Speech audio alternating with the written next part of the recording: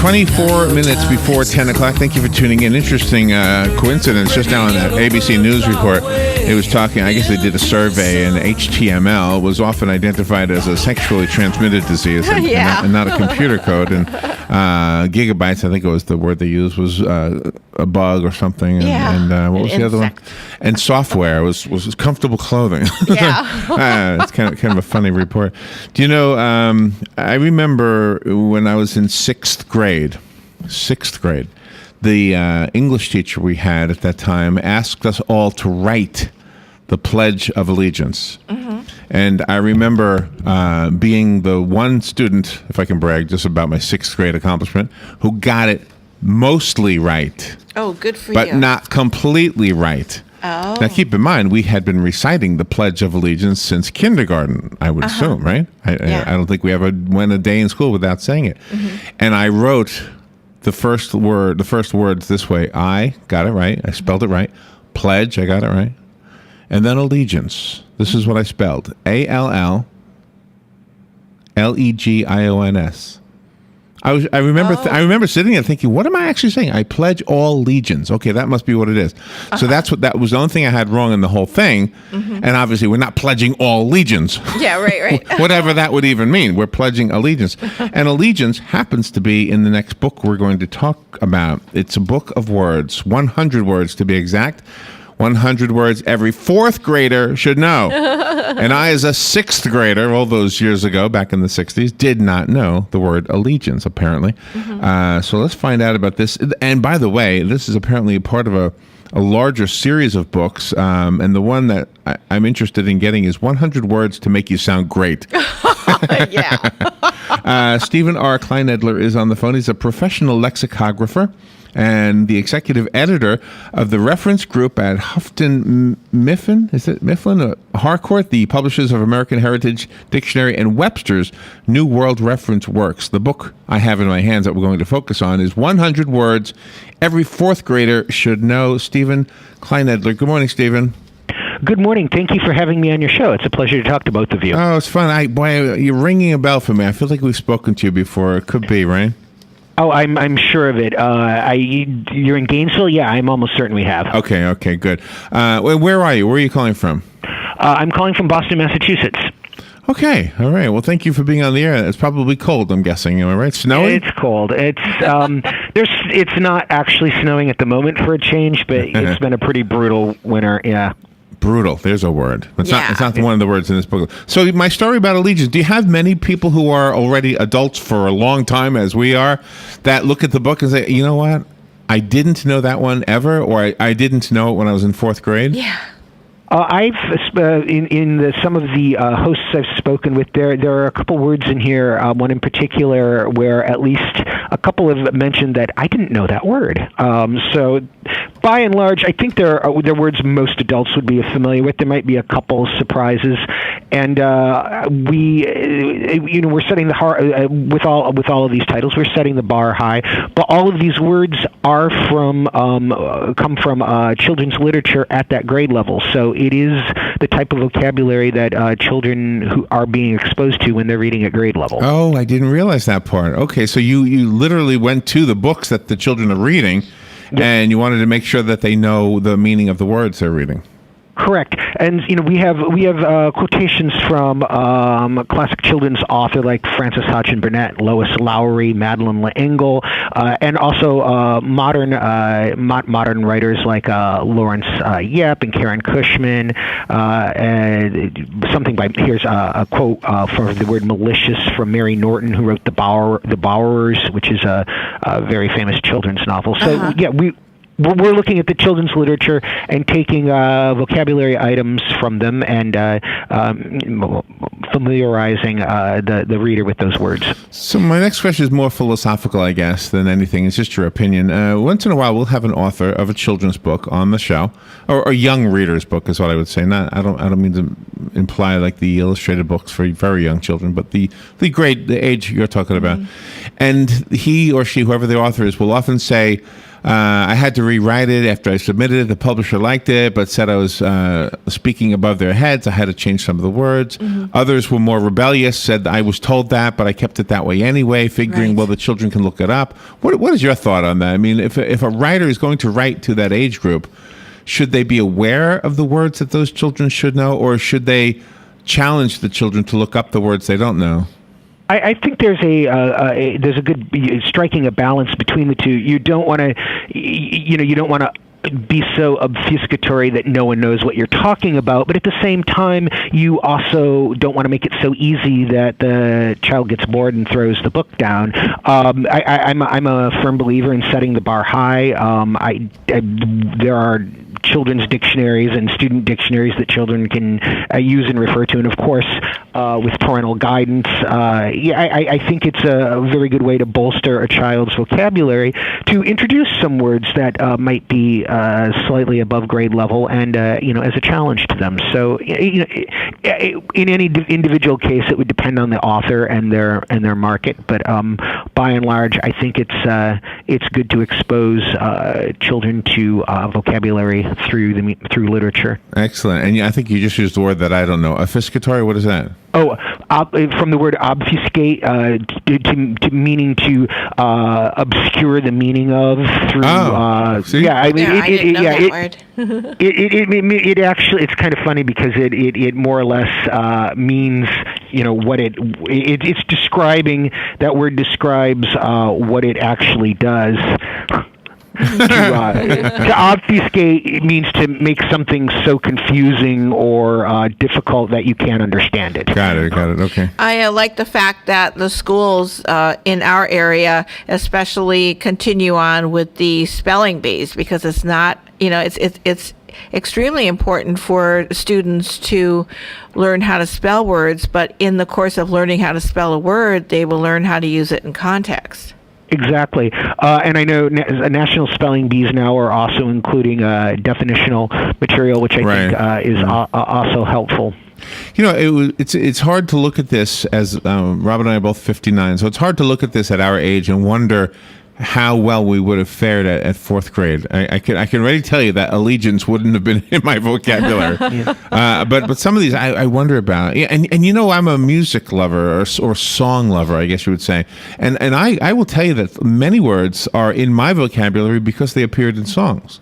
Right. Yeah. And actually, allegiance, even though you didn't know it, you were familiar with it. You just misheard it. You misunderstood it. So in one respect, it was in your vocabulary. You just didn't realize it was. Interesting. Yeah. I guess that's true. Yeah. Mm-hmm. When parents talk to their children from a very young age, I've never been a fan of the baby talk. Does that do a disservice to the children as they're growing up, even though they're babies or under a year old? I'm not a child psychologist or a child linguist, but I do think I think beyond the linguistic aspect of it, I think in terms of fostering a parent-child interaction, you're still directly engaging with the child instead of throwing an iPad in front of it. So I think in that regard, it has some benefit. But as to you'd probably want to speak to a child language expert. And then you have the writers like Mark Twain, who would often write in dialect.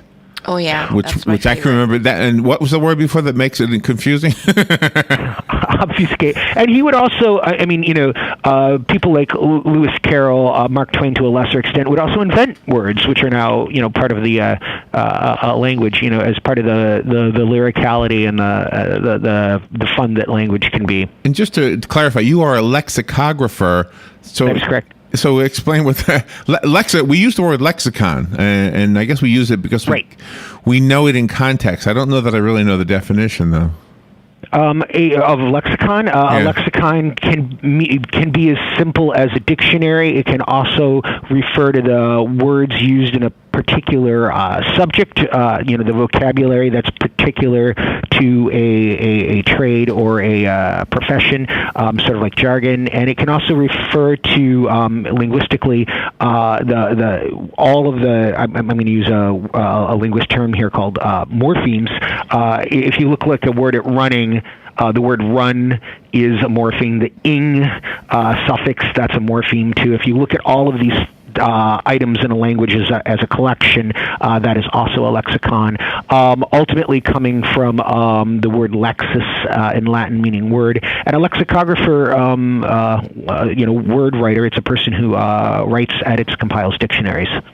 We had a news story this morning stating that students who have a native language other than English, and then they're here in the English-speaking countries, they do better on their exams than the people that have been brought up in these countries with English as their only language. On a personal opinion note, do you agree with that? Anecdotally, as far as I'm concerned, yes. My understanding of English improved dramatically after I started studying Spanish. When you only know your native language, so many things are intuitive because that's how you were brought up speaking, that you don't have time to stop and think about how languages are put together. When you're taught a foreign language, you start making connections. It's like, this is how, in my case, this is how it works in Spanish, and therefore, this thing that I do automatically in English actually has a structure, and this is how it goes. My mom was raised bilingually. Most of my grandparents spoke Czech, for example.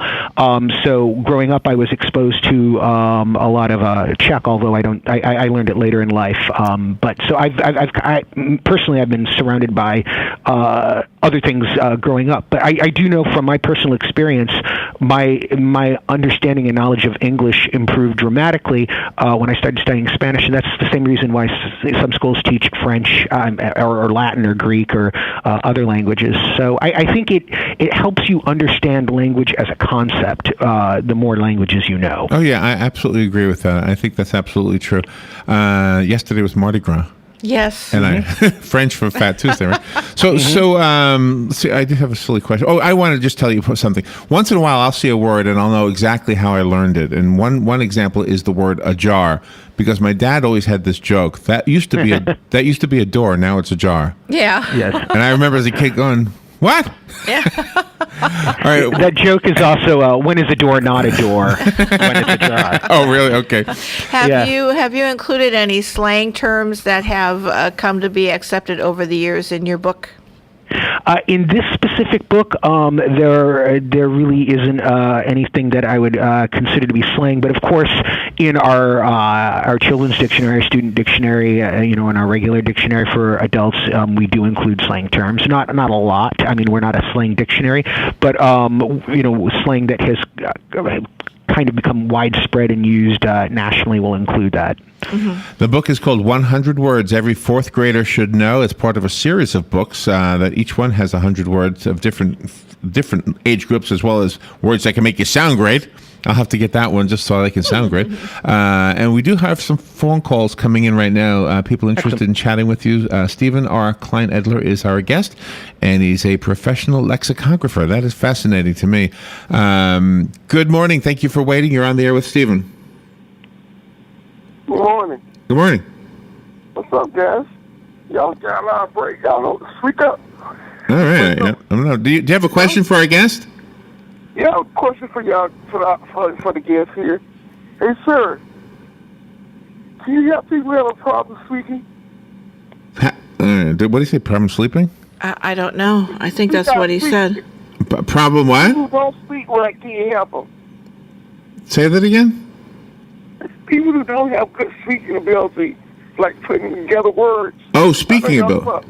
Yeah, I know y'all can say it about me most of the time, but I want to know, can you help those kind of people? Oh, can learning these words help somebody who just simply has a problem putting sentences together?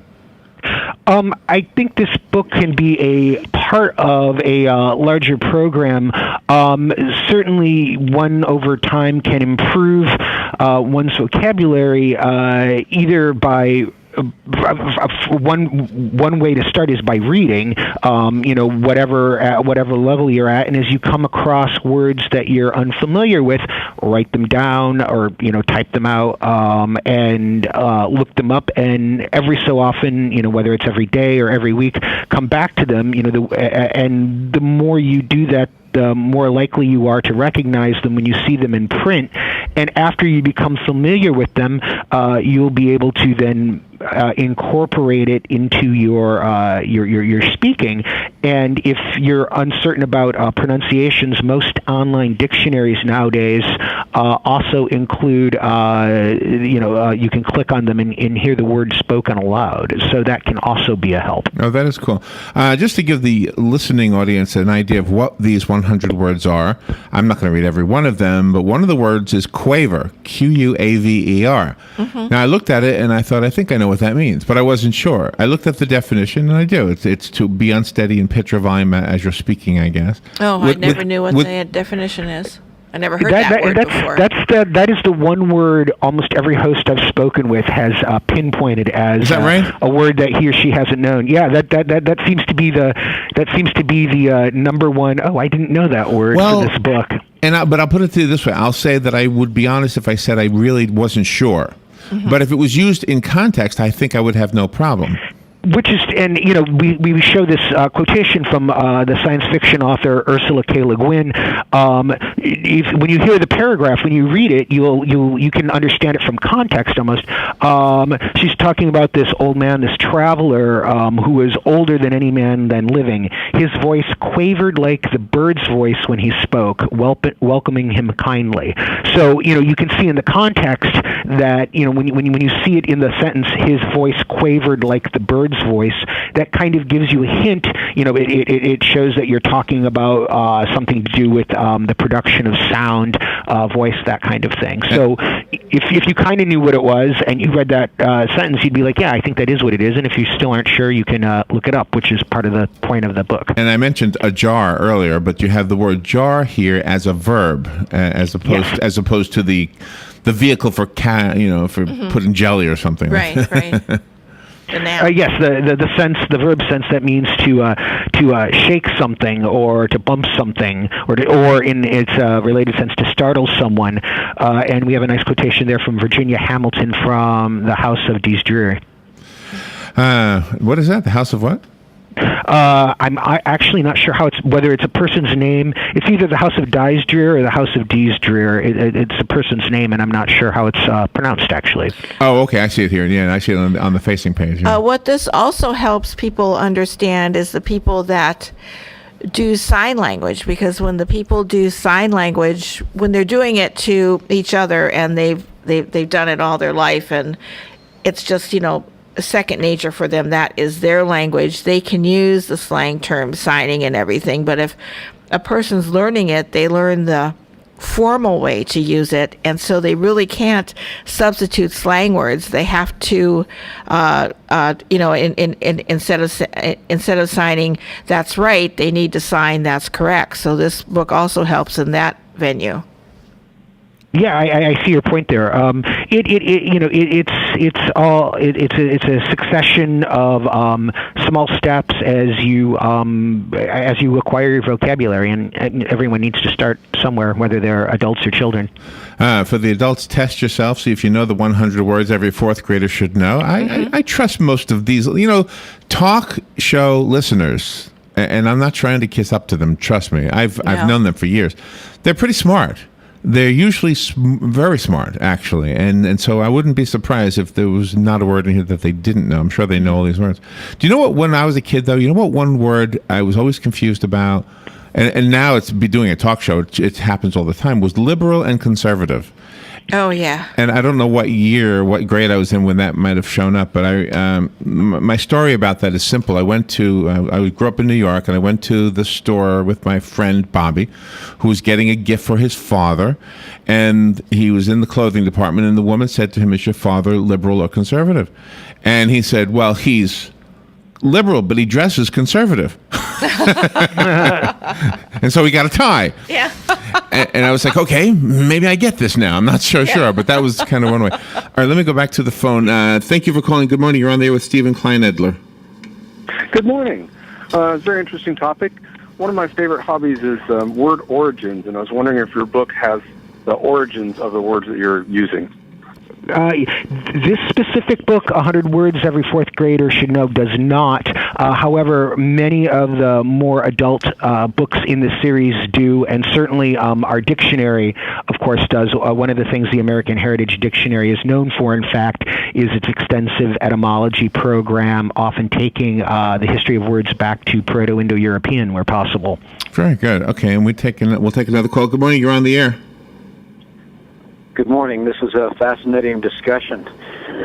My question is a little bit on the lighthearted side. What was the 101st word that did not make the cut for your list? I like that. You know, That's funny. I if it's still in the database, I might be able to tell you.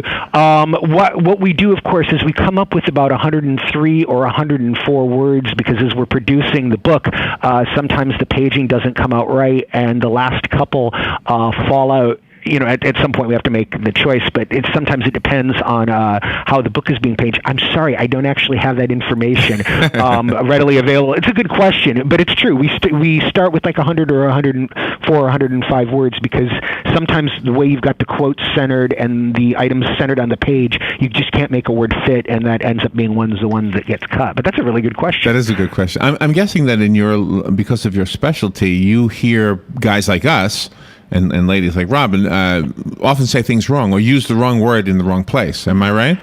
Oh, and I do as well. When you're what a lot of listeners don't understand, especially ones that call in to do gotcha, when you're talking on a radio for an hour, half an hour at a time, it's almost impossible to produce speech for that length of time and not accidentally slip of the tongue.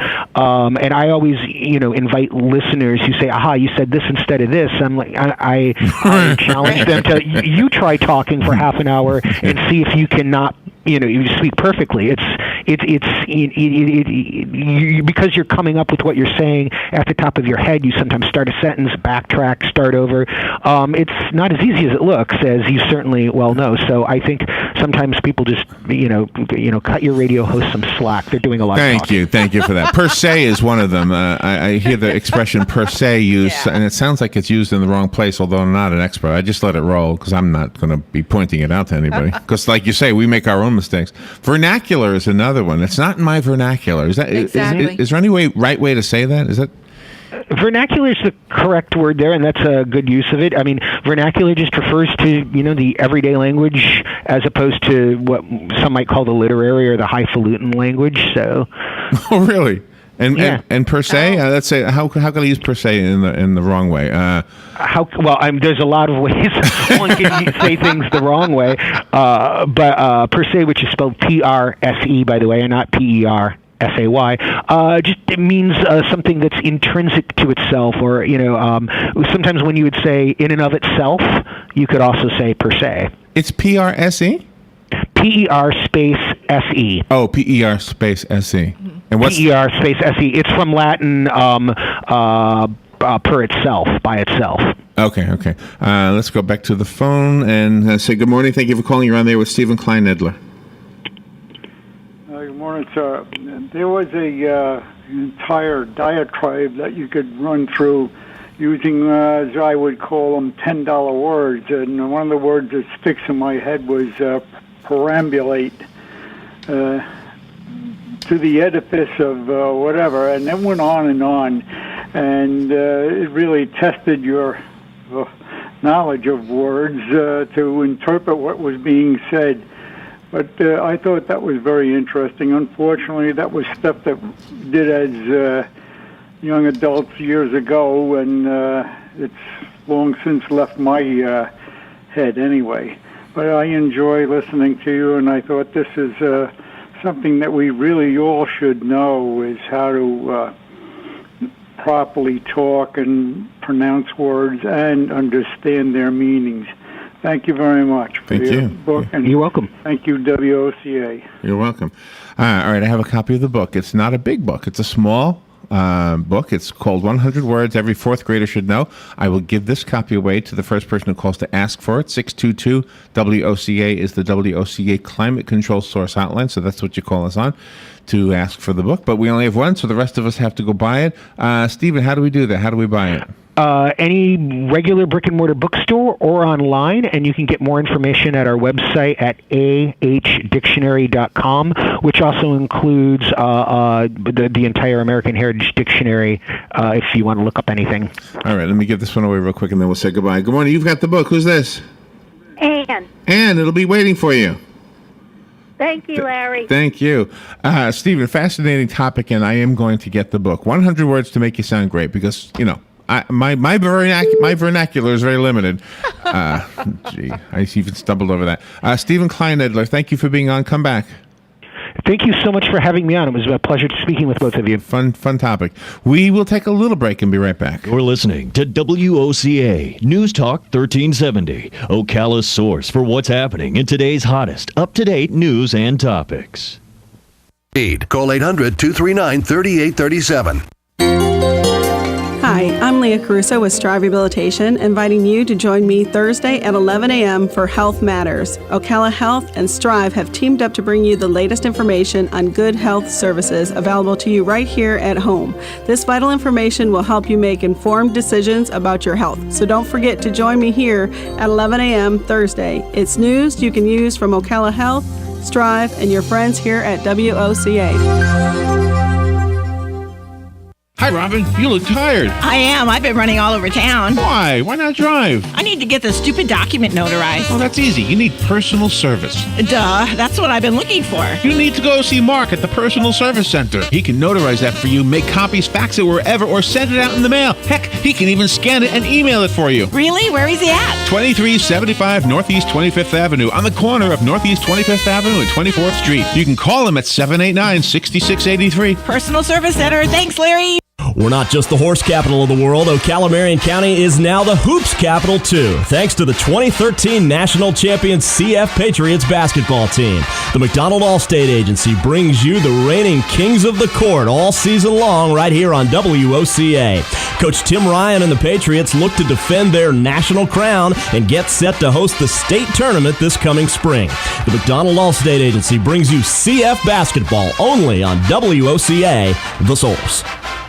Your home is safe, or is it? AA Lock, Dock, and Security. The name has been a staple in Ocala since 1985. Do you have the right equipment in place to have peace of mind when you are at home or away?